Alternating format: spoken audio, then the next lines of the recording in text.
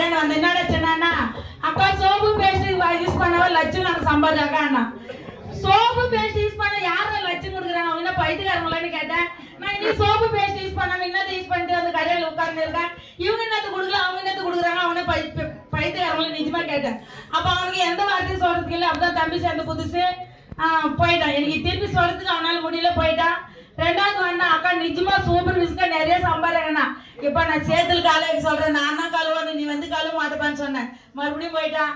மூணாவது அக்கா என்ன சொன்னாலும் கேட்கறதுன்ட்டு என் ஐடி நம்பர் எப்படி கிடைச்சுன்னு தெரியல, ஐடி நம்பர் எதுவுமே தெரியாது, வெஸ்டர்ன் சொல்ல கூட எனக்கு தெரியாது. ஒரு 1000 ரூபாய்க்கு பொருள் வாங்கிட்டு கடையில் வச்சுட்டு காசு கேட்டான். வேற விதியில் நம்ம தம்பி மட்டும் கிடையாது, பொண்ணை கொடுத்து இருக்கிற மருமகன் ஆகி போச்சு. மூணாவது திருப்பி அமைச்சு அந்த பாவத்தில் 80 மேல எங்க காமிக்கிறான்ட்டு ஒரு 1000 ரூபாய் தானே, ஒரு கல்யாணத்துக்கு போன மொய் வைக்கிறீங்கள, யாரு போனாலும் மொய் வைக்கிறீங்களா, 1000 ரூபாய் தான் போனா போகுதுன்னு சொல்லிட்டு கொடுத்துட்டேன். கொடுக்கும்போது ஒரு வார்த்தை சொன்னாக்கா, இதுல வந்து பயிர்லானம் இருக்குது, கடல் பாய்ச்சி இருக்குது, எடுத்து சாப்பிடுதானா. எனக்கு 18 வருஷமா பக்கம் வலி, எத்தனை ஆசை தெரிஞ்சாங்க, சுமார் ஆகல. தம்பி சொல்ற மட்டும் இல்ல, நான் எத்தனை யார் சொன்னாலும் அந்த டைம்ல கேட்கற மூட்ல இருந்தேன். எதுவுமே தொடல. அந்த பயிர்லானம் மட்டும் டேப்லெட் மட்டும் எடுத்து காலையில மத்தியானம் நைட்டு 3 வேளை என் கண்ணுக்கு எதிர வச்சுன்னு சாப்பிட்டேன். 18 வருஷம் இந்த பக்கம் வலி 20 மேல சரியாச்சு. 5 வருஷம் அப்படி கட்சா. என் வயசு இப்போ 56. ஆனா எனக்கு சின்ன போட போல இருக்கு, எனக்கு எந்த நோயும் இல்லை. இப்போ அந்த பயிர்லானுக்கு ரொம்ப நன்றி சொல்றேன். அது மாதிரி கிடையாது, இது எதுவும் நல்லா இருந்தா சோப்பு பேஸ்ட் ஷாம்பு எடுத்தாலும் சூப்பர். நம்பர் 1 குவாலிட்டி நல்லா இருக்கு. வெளியே வந்து எவ்வளவு பேஸ்ட் எடுத்தாலும் நம்மளுக்கு நல்லா இருக்கதானே, கொஞ்சோண்டு பேஸ்ட் எடுத்து நம்ம வாயில் வச்சாலும் நல்லா இருக்கு. அது மாதிரி குவாலிட்டி நம்மளோட பேஸ்ட். பொருள் மட்டும் யூஸ் பண்ணாதான் வந்தேன். ரெண்டாவது ஒன்னா 1 மாசம் கொடுத்து அக்கா மீட்டிங் அக்கான்னு கூப்பிட்டு அப்புறம் தானே கூப்பிடுறாங்க, மீட்டிங் வா மீட்டிங் வாங்கன்னு. அப்ப நான் மீட்டிங் எல்லாம் வரமாட்டேன். இந்த 3 கடையும் மெடிசன் பண்றேன், என்னால வர முடியாதுன்னா என் கூட பேசுறதே கோச்சிக்கணும், பேசுறதே விட்டுட்டான். தம்பி கோசம் ஒரு பொண்ணேரில் மீட்டிங் பண்ணாங்க, ஒரு மூலையில் உட்காந்து பிசினஸ் எனக்கு பிடிக்கல. செல்வன் மட்டும் பார்த்துன்னு அவங்க 5000 ரூபாயில இருந்து 40000 ரூபாய் சம்பாதிச்சாங்க. சொன்னாங்க 40000 ரூபாய் எனக்கு பெரிய விஷயமா தோணல. லாஸ்ட்ல RS ராஜன் சார் வந்து போர்டு மேல 15 லட்சம். அப்பா 15 லட்சம் பிசினஸ் பார்த்தாங்க. நான் செவல் மேல பட்டு அச்சா போல இருக்குது.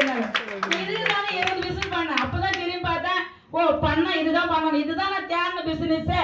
அப்போ வந்து இது தம்பியை கேட்டுச்சுன்னா எனக்கு ரொம்ப பிடிச்சிருக்கு, நான் என்ன பண்ணணும்னு கேட்டேன். 3 விஷயம் பண்ண சொன்னா, கடையை மாத்தி பொருள் வாங்கு, தெரிஞ்சவங்களுக்கு ஷேர் பண்ணு. 3வது வந்து முடிக்கு டைம் இருக்கிறப்ப மீடியம் ட்ரைனிங் வந்து கத்துக்காக்கணும். இது ஏன் என்னால பண்ண முடியாது, பல்லு வேலைக்கு குளிக்கிறதுக்கு புதுசா நம்மளுக்கு ஏற்கனவே செய்ய வேலை தானே. அப்ப ஏன் செய்ய கொடுத்தேன்னு சொன்னா, நான் 1வது கூட படிக்க கூட தேவையில்லை இதுல. அப்ப பண்ணலான்னு பண்றதுக்கு ஆரம்பிச்சேன். 10 மாசம் வருமானம் 36 ரூபாய் ஆரம்பிச்ச வருமானம். இப்ப என்னுடைய சிங்கம் 84,965 ரூபாய். 6 லட்சம் தாண்டிச்சு, 1 லட்சம் தொடப்பாரு. என் சின்ன பையன் MBA படிச்சுற 20,000, பெருப்பையன் கார் ஓட்டுற 20,000, எங்க வீட்டுக்காரர் 12 ஹவர் செக்யூரிட்டி வேலை போறாரு 10,000. 3 பேரு அதே 10ஆம் தேதி எத்தனை வருவாங்க காசு 50,000 ரூபாய். என்னோட வருமானம் 85,000 ரூபாய். நான் தான் ATM மிஷினா இருக்கேன் என் வீட்டுக்கு. நிறைய ரேடியஸ் இருக்குங்க. இதெல்லாம் மீடியம் போயிட்டு போனாலும் என் வீட்டுக்காரர் 2 ஹவர் 3 ஹவர் உழவை சேர்க்க மாட்டாரு. மைட்டை கொடுத்து தோர்த்து அடிபாடு என்ன. இப்ப பாரு ஐலாவே கலான்றாரு. அது மாதிரி கிடையாது. ஒருத்தரை ஜெயிக்க வச்சேன். Thailand, Singapore, Vietnam, Dubai, Qatar, மலி, சிங்கப்பூர், வியட்நாம். இப்ப போன மாசத்துல மறுபடியும் தாய்லாந்து. நான் ஒண்டி மட்டும் போல, ஃபர்ஸ்ட் ஒருத்தரைட்டு போனா என் டவுன்லைனு. இப்ப என்னோட சேர்ந்து 5 பேர் போயிட்டோம்னா என் டவுன்லைனோட சேர்த்து. அவங்க பாருங்க, 1வது கூட படிக்காதவங்க காலையில சாயந்தரம் மீன் விற்கிறவங்க 40,000 45,000. எதுவுமே தெரியாது, மைக்குப்படி தெரியாது, பேச தெரியாது. அவங்க ஜெயிக்கிறதுன்னா நீங்களும் ஜெயிக்கிறது சிம்பிள் தானே. ஆனா மனசை மாத்தினா எல்லாமே மாறிடும்.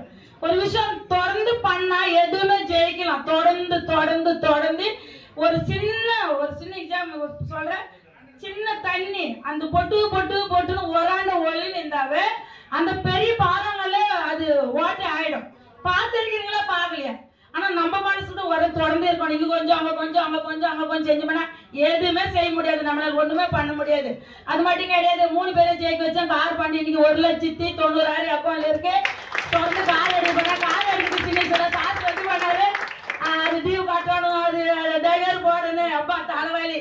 அவரு கூட 20,000 புடவை வச்சு நான் 1 வருஷம் கட்டலாம்னு சொல்லுங்க. அந்த கார் எடுக்கல. அது மட்டும் கிடையாது. ஹவுஸ் ஃபண்டும் வந்து இருக்கு. கூடி சீக்கிரமா வீடு கட்டுப்பாரு.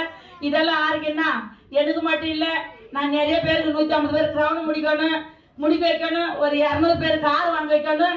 கூடி சீக்கிரமா 2030 நான் விஎம்சிஎம் நம்பர் ஆகணும்னு தொடர்ந்து தூங்காம இந்த லிஸ்ட் பார்த்து நான் சொன்னது. தேங்க்யூ. Thank you so much.